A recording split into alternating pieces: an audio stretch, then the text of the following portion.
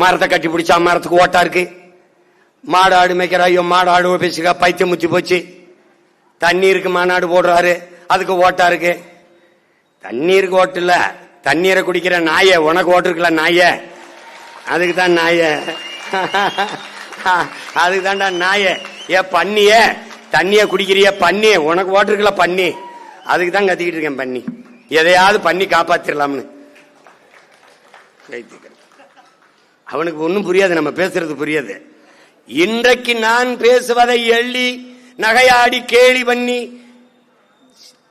சிரிப்பதை போல அன்னைக்கு அரை நூற்றாண்டுகளுக்கு முன்பு கற்பனை செஞ்சுவார்.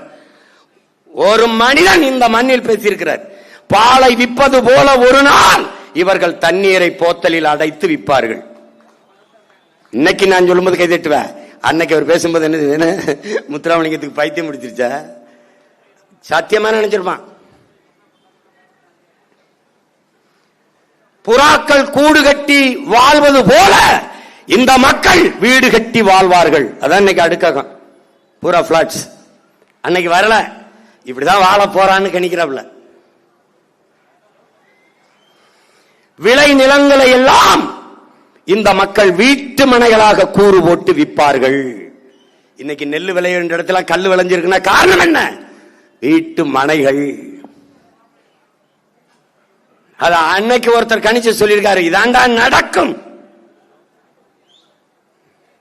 ஆரியம் திராவிடம் இரண்டும் வெவ்வேறு அல்ல, இரண்டும் ஒன்றுதான்.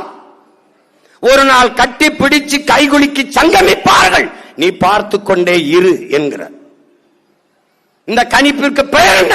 கால ஞானம். அதனால்தான் அவன் ஞானி, தெய்வ திருமகன். விளங்கிருச்சுன்னு நினைக்கிறேன்.